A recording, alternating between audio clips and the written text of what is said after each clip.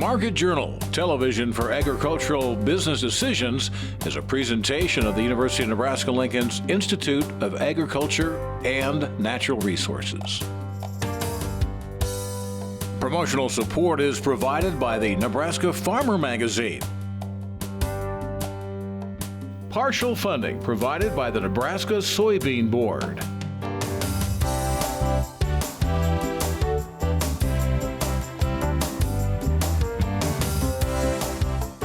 Well, thanks so much for joining us here on Market Journal. I'm Bryce Duskett. Today, joining you from New Orleans, Louisiana. The Big Easy, as they call it, is home of this year's Cattle Industry Convention and NCBA Trade Show. As always, we've got a lot to get to on today's show.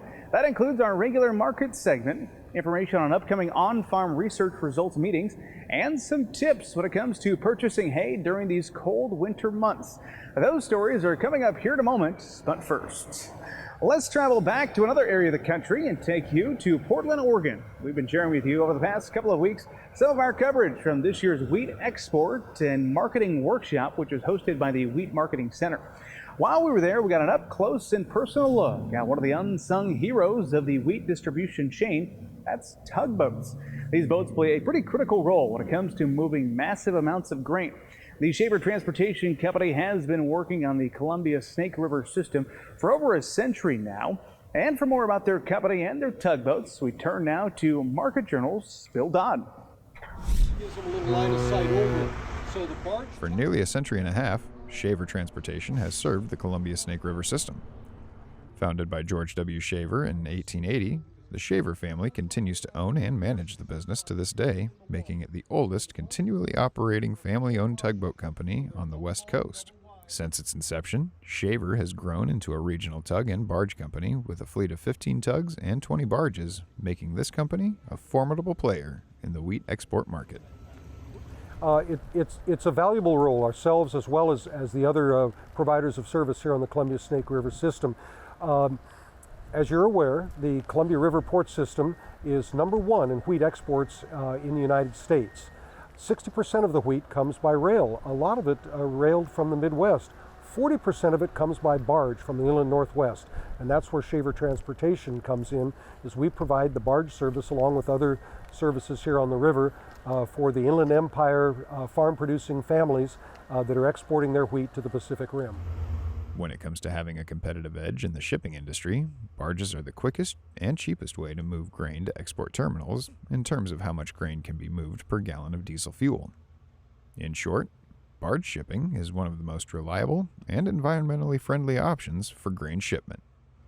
The competitive edge is this. In ton miles per gallon of diesel consumed for the shipment of cargoes, trucks are about 151 miles. Rail does an excellent job at 475 miles to move a ton of cargo with a gallon of diesel. Inland barging, 675. So the competitive edge is we are the most fuel efficient, most environmentally responsible way to move cargo. We're also the least expensive because you have not only barge companies competing within their own group of transportation areas, but you have barge lines competing with rail. And when barge and rail compete, shippers win. During our time at Shaver Transportation, we were given the opportunity to take a trip down the river on one of their tugboats. When it comes time to get those barges on the move, tugboats like this are a big part of getting those grain shipments from point A to point B. Oh, that boat's got a great history. The boat is the Lincoln. It was built in 2015. We acquired it in 2017. It is a purpose-built upriver barge boat. So it's not built for going in the ocean, not built for ship assist services. It is built to hook up solidly to a barge tow of about 485,000 bushels of wheat. That would be 4 barges. And to push those barges empty upriver to get loaded, and then to corral them and bring them all back downriver. Considering the amount of grain being shipped at any given time, the tugboat crews manning the ships for Shaver Transportation will spend an entire week on duty to ensure their shipment is successful. While the job itself is a tireless one, Rob tells us there are several factors that make his job highly enjoyable. What do I like about my job? I like the interaction with the maritime community. I like the interaction with the agricultural community. I like the fact that it's always a new day in maritime, whether you're dealing with ships or barges or any of the above. There is always something new. It isn't a static industry in that respect, and I like that. As much as Rob loves his job, he was quick to remind us that the work he and his coworkers do, in many ways, rests on the shoulders of agricultural production here in the Midwest. And for that hard work, he's very grateful. We are thankful for all of the agriculture that the Midwest produces that ends up being shipped out here to the West. Yes, a lot of it ends up down the Mississippi River system, but an awful lot of it also ends up by rail out here, and you are helping support thousands of jobs out here on the west coast of the U.S., specifically here in the Columbia River District with terminals, with tug lines, with rail, and with all manner of associated services. What you do in Nebraska makes a difference to us out here. For 6 generations now, the Shaver family has strived to provide innovative and money-saving services in the worldwide maritime community. From what we were able to see during our short time there, it seems safe to say they will continue to do so for the next several generations. Reporting for Market Journal, I'm Bill Dodd. All right, thanks for that story, Bill. On a personal note, getting behind the controls of one of those tugboats was a pretty cool and unique experience. If you'd like to learn more about the Shaver Transportation Company and some of the services that they provide, you can head on over to their website. It is shavertransportation.com. Well, this week we officially concluded the month of January. It's been a cold and in many places snowy winter thus far. Combine that with the drought that we faced in 2022, and now hay inventory is becoming a challenge for some producers. Market Journal's Mike Straub recently asked a Nebraska Extension educator about the hay situation and some of the extra costs that producers can expect to pay. With the cost of feed and production on the rise, as well as the drought situation, you may need to purchase hay to provide feed for your animals. Outside of sticker price, there are other important aspects to consider before bringing hay from a new seller or area onto your operation. This year has been a dry year. We've had decreased production for a lot of feedstuffs. Costs have been up. Hay prices are up as well, but sometimes we just need to have something to feed our animals, especially with the recent weather that we've had across the state. We've had a couple of really heavy snows, we've had really cold temperatures, and sometimes we just need something to get to those animals. That way we have a calf crop this year and we're able to rebreed for next year. And so, anytime that we are facing a shortage or a gap, that's one of the options, right away that we need to go look at is, before we start selling off animals, can we balance it the other way by bringing some feed resources onto our place? And that's, one of those things that, the reason for this interview is when we start to do that, we're talking a lot of times, we look at the sticker price of that. How much is it going to cost me for my pocketbook? But there's some additional costs a lot of times that can come with bringing hay onto our place that we need to be aware of. Making sure that hay you're purchasing is being tested is highly recommended. There are many factors that can affect the quality of the product, even when the hay is from the same field and harvested at the same time of the year. Testing hay is going to be a recommendation across the board. A lot of times, if we're purchasing from a hay broker or somebody who's sold hay in the past, they might have that hay test done ahead of time for you. And that's just a good faith effort on their part. Hay is never going to be the exact same every single year in a row. We might harvest it at the exact same date from the exact same field, and there's going to be differences depending on precipitation, depending on just the temperatures and things that year, maybe a little bit of what we have for species makeup, the maturity of the plants. We're going to have swings. We could have up to a 5% difference in crude protein content sometimes in some of our hays, and that can make a really big difference even though it's the same hay harvested off the same field.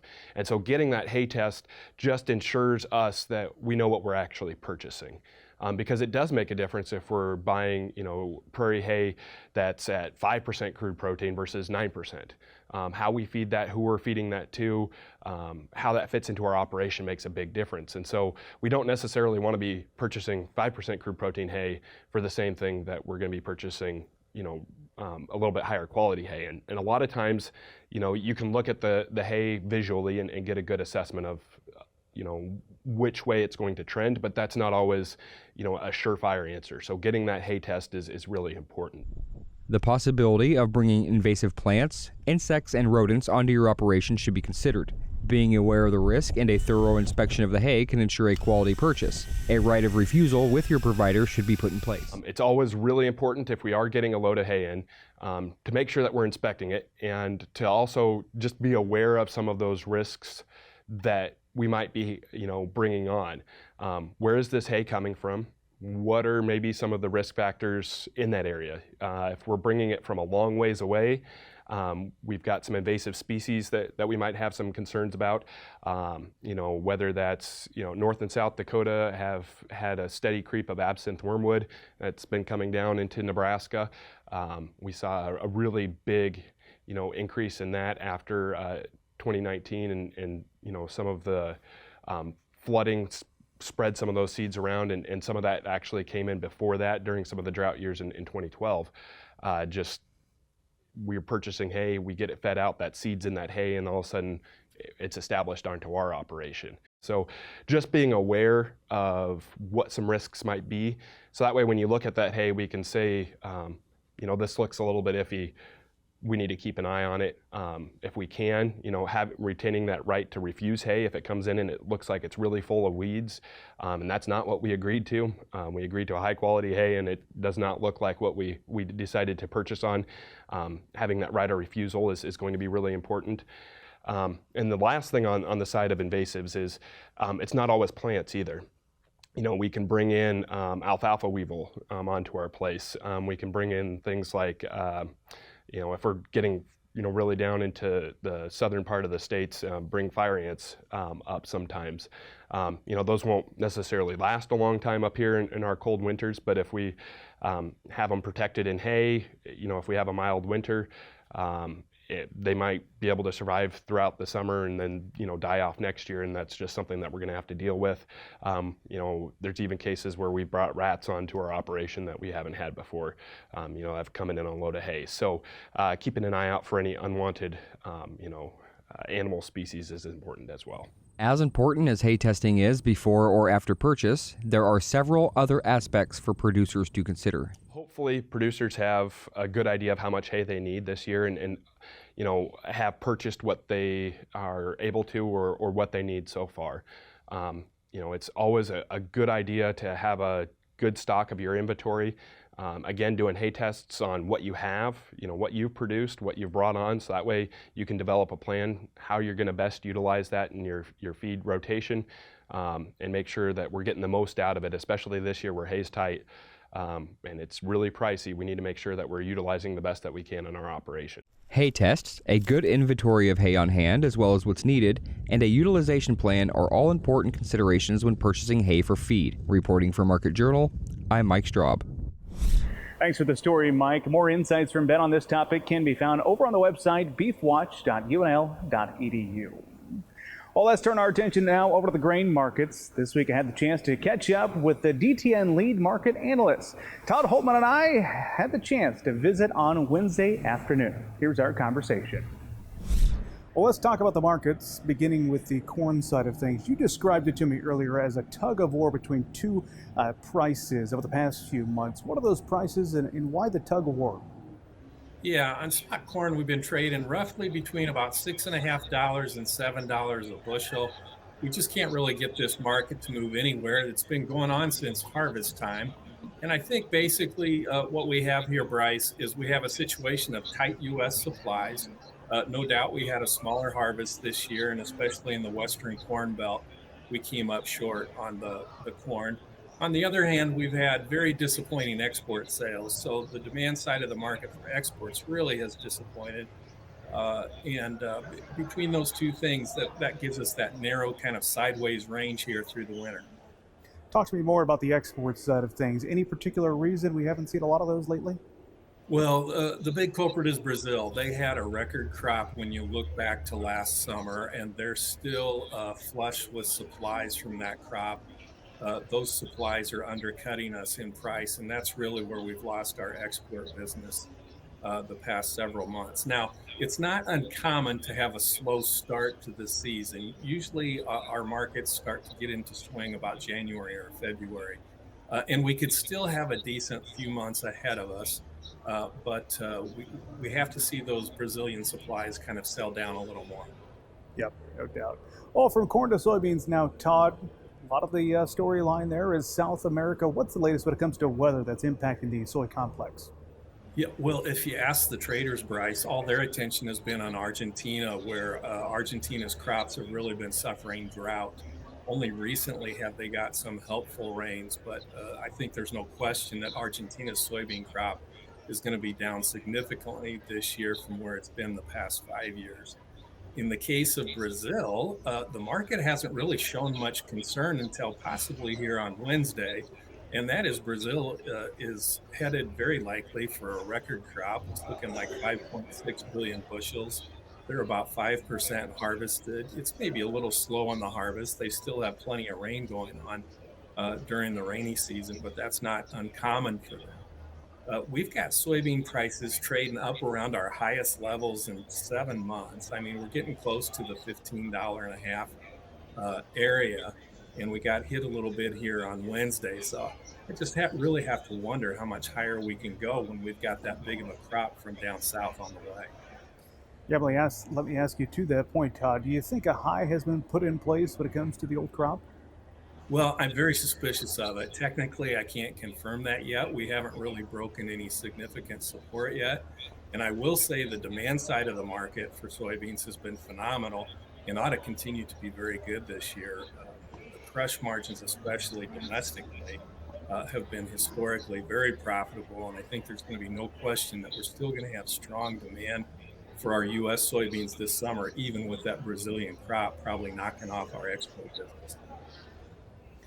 Todd, this week there was a story, some data came out about renewable diesel plants and their capacity that I think, that feeds the bowls when it comes to the soybean complex. What can you share with us about renewable diesel, where it's at today, and some of that data perhaps?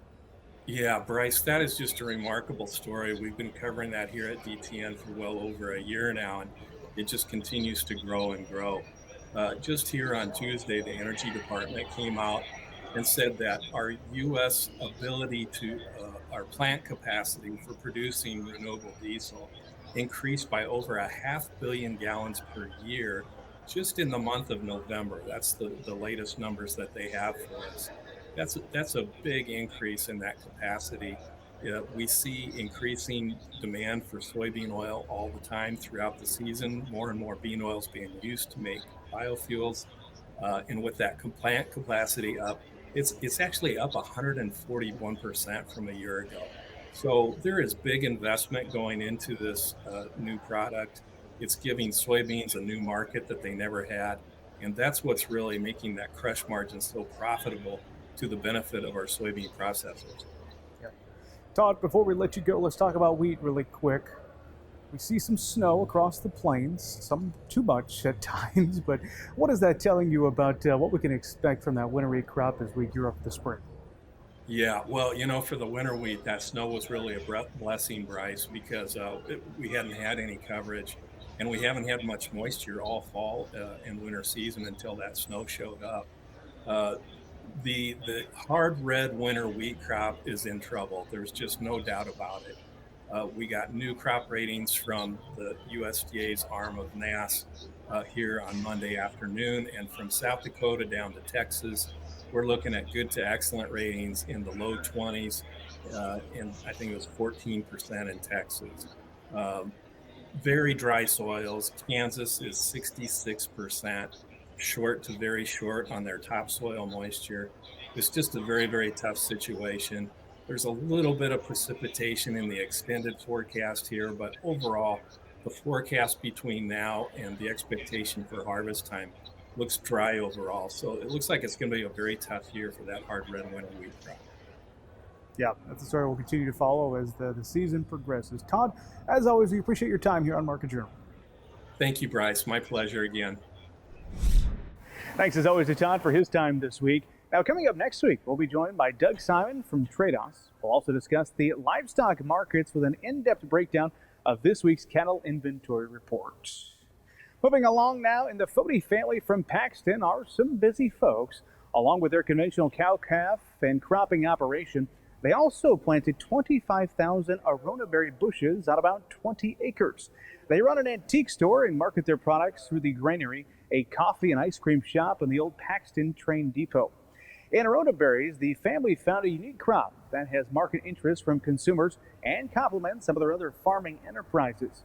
You can read all about their Arona berry business in the February issue of the Nebraska Farmer. Well, let's check in now with Market Journal weather analyst Bill Boyer. Bill, it's kind of overcast skies now, but about 70 degrees here in New Orleans. Those are not the temps we're seeing back in Nebraska. So share with us what we can expect in the week ahead. Well, that's right, Bryce. We aren't going to see those temperatures. Although we have a warm-up coming to our region, you can certainly bring some of those home for us down in your area. The week ahead, really, for the most part, we're going to see some snow in some of the higher elevations and otherwise cold conditions in the northeast. But generally speaking, we're going to be dealing with a fairly quiet week of weather this week compared to what we were seeing. And honestly, our 8 to 14 day outlook also fairly quiet. We have much above normal temperatures forecast for a large portion of the country, including the eastern half of Nebraska next week, and colder than normal temperatures in the west with above average precip chances for us. So again, the active weather appears to be continuing, but hopefully it's a little warmer than what it has been. Well, let's take a look at the latest drought monitor, and as we zoom into Nebraska, you'll see we still have some exceptional drought areas. We made a pretty good dent in some of these areas, though. Still extreme drought conditions in a large portion of Nebraska. That area continues to shrink, though, as we have had some very beneficial moisture here over the last couple of weeks. And as we take a look at this week, we see another system get started off here in the Pacific, and the western system is going to move its area across here as we go Sunday. It jumps the divide into early next week, Monday into Tuesday. The system reemerges off to the south, and you'll notice this system right now, it looks like Tuesday night into Wednesday morning, clipping the southeastern portions of the state with some rain and snow. Continue to check back in through Wednesday as that system pulls away. And then as we go into the end of the week, the rest of the area stays pretty dry on into Friday. Another storm system looks like it should go to the south of us. So what does that mean for us? Well, temperature-wise, we're going to see a lot milder conditions here across Nebraska as we go today into tomorrow, and even into early next week. You'll see some of these mild temperatures building, a little cooler there behind that system on Wednesday and Thursday. And then we start to retreat, and by the end of the next week, pretty seasonal temperatures actually across most of the region. Precip going to be sparse in the sand hills, but again, could see some decent moisture, maybe over an inch of moisture in portions of southeast Nebraska. Again, you want to check back with your forecast. This is mainly that Tuesday, Wednesday, Thursday time frame that we'd be dealing with that, and possibly some moderate accumulating snows as well. Again, still too early to pinpoint exactly where that's going to happen, Bryce, but all in all, a pretty active next few days coming for us with milder temps. All right, thank you very much for that update, Bill. I'll try to bring back some of these warmer weather conditions back to Nebraska. Finally, today, we recently sat down with Extension educator Laura Thompson to discuss some upcoming on-farm research results meetings. Here is this week's Crop Talk segment. The Nebraska On-Farm Research Network is a statewide program that addresses several topics of interest for crop producers. Over the course of the next few weeks, Nebraska Extension will be offering a unique opportunity for producers to come together in order to engage in valuable crop production-related discussions. These events will be centered around the on-farm research projects conducted by Nebraska farmers in partnership with the University of Nebraska faculty. So we'll be having on-farm research network meetings in February and March, and these are a great opportunity for people to come and hear what studies farmers have been doing across the state on a huge variety of topics. And so we'll be having those meetings at Alliance, York, Beatrice, Fremont, North Platte, and Kearney. One of the things that makes these types of events unique is the peer-to-peer interaction between producers. This type of interaction gives producers the chance to explain what drew them to the particular research conducted on their farm and what kinds of implications the results could have on their respective operations. Yes, so that's a really fun aspect of these meetings, is that the producers who have actually done the research are going to be sharing why they were interested in that study, what they saw through the year, what they learned, how that might impact them going forward. And so it's a very interactive meeting, a lot of discussion and interaction among the participants. Nebraska's on-farm research projects take place across the many different geographical areas of the state. This wide range of information from the research conducted with the different regions of Nebraska will be a valuable tool for producers as they head out into the upcoming growing season. Yeah, so we had a huge variety of research going on around the state, ranging from things like nitrogen management for corn, soybean management, looking at things like row spacing, variable rate seeding, planting date, maturity groups to use, looking at things like cover crops and how can we best manage those, looking at seeding rates and species mixtures to use for those, as well as different equipment studies, crop protection, fungicide, insecticides. There's just a huge variety of research studies that producers are looking at, and great to see all of their results on these different products and practices. Now, if you'd like to attend any of these meetings, your first opportunity will be February 15th in Alliance at the Knight Museum and Sandhill Center. There will also be a second event taking place on the 15th in York at the Holthus Convention Center. February 16th, there'll be a meeting in Beatrice at the Holiday Inn. February 17th at the Dodge County Extension Office in Fremont. March 1st in North Platte at the West Central Research, Extension, and Education Center, with meetings concluding on March 2nd in Kearney at the Buffalo County Extension Office.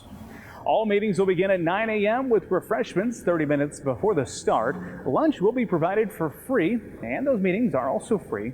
However, participants are encouraged to register online before their selected event. If you'd like to register for one or more of these events, you can find a link to do so along with this story. We posted that on the Market Journal website. Well, that is going to do it for this week's show. I hope you can join us next week as we bring you content from this year's Cattle Industry Convention and NCBA Trade Show. For now, signing off from New Orleans, Louisiana, I'm Bryce Duskett, wishing you a safe and productive week. Join Market Journal online at marketjournal.unl.edu. You can also follow us on Twitter, Instagram, and Facebook. Promotional support is provided by the Nebraska Farmer Magazine. Partial funding provided by the Nebraska Soybean Board. Market Journal is produced by the University of Nebraska-Lincoln's Institute of Agriculture and Natural Resources.